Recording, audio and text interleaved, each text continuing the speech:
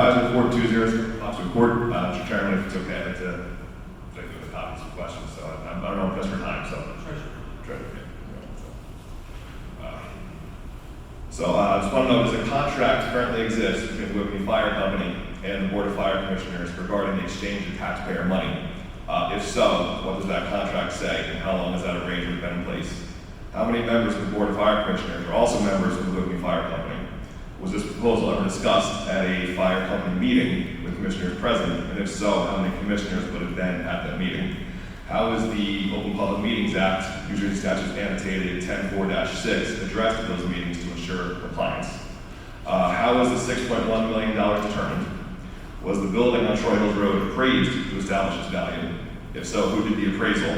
Is a copy of that appraisal here for public review? Is the building currently inspected and up to code? And was it ever discussed demolishing that building and starting over with something more cost effective? Will the initial performance bond taken out by the fire company be transferable to fire commissioners? What will the $6.1 million go towards? Will the Whippany Fire Company be reimbursed for all their expenses? And if so, why does the board think it's appropriate for the taxpayers to bail out a private corporation? What is the value of the cash assets of the board? Is any of that being used to reduce the tax burden? And does the $6.1 million constitute a loan? And if so, does that loan require a co-signer? Thank you.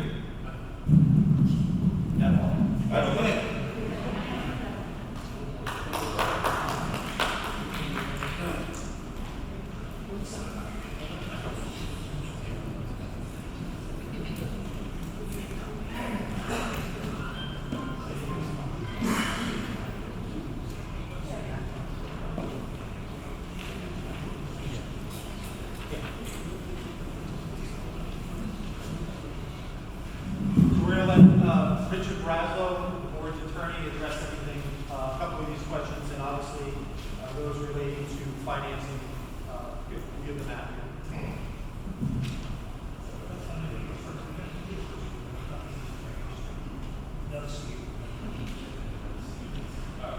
I will address the questions relating to the financing here. So let's start with how was the $6.1 million number determined? As I think I mentioned earlier in my presentation, we're trying to solve for the fire district's needs, two needs. One, refinance the $3 million in the existing construction loan. Two, provide approximately $2.85 million in proceeds to provide for the balance of construction of the facility. And three, there's $100,000 and some or so of cost of issuance in connection with the issuance of the bonds. So when you size those numbers together, the need, you come to a little over $6 million. It's about $6,040,000 in total. That's our total need. Again, as Jen mentioned, the $6.1 million is not the actual amount being issued, but that is how $6.1 million was established as the number for the referendum. Why is $6.1 million not the number actually needed? Again, two reasons. One, as Jen mentioned earlier, when we go to sell bonds, we are going to get more in bond proceeds than the amount of bonds we sell. So for every $1,000 in bonds that the Improvement Authority sells, there is a bondholder willing to pay us more than $1,000 to buy that $1,000 in bonds. So if I'm selling $1,000 in bonds, the bondholder will pay me $1,100 to buy a $1,000 bond from me. As odd as that sounds, that's exactly how it happens in the bond markets on a daily basis. So that additional $100 is premium that is not borrowed. It's not part of the $6.1 million number or whatever the par number is, but it is proceeds that come to the Improvement Authority and go to the fire district to be used to pay towards the project.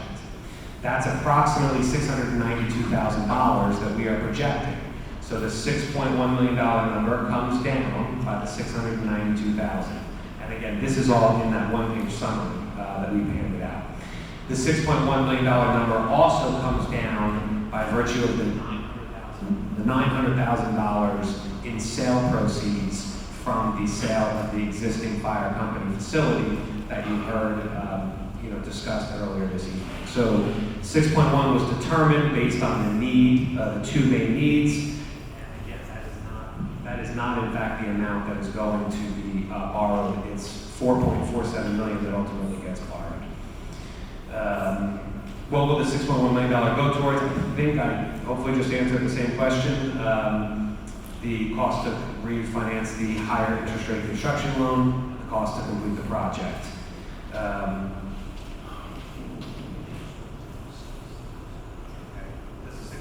Does constitute a loan. Sorry. The $6.1 million is a bond issue. Again, it's 4.47 million, but the $6.1 million bond issue it's bonds issued by the fire district. It is debt of the fire district. It does not in and of itself require a cosigner, but as I described earlier, we are going to have a cosigner, the County of Morris, so that the interest rate on those bonds is lower than it would otherwise have been, and to get that interest rate as low as possible. So you can think of the County of Morris as a cosigner if you want to. Can everybody hear me okay? No. Can you hear me now? Now? Over here? Can you hear me now? Okay, in relation to the questions, what I'm going to do is attempt to address 1, 2, and 4. There was a comment earlier, and one of the questions has to do with a contract between the fire company and the fire district.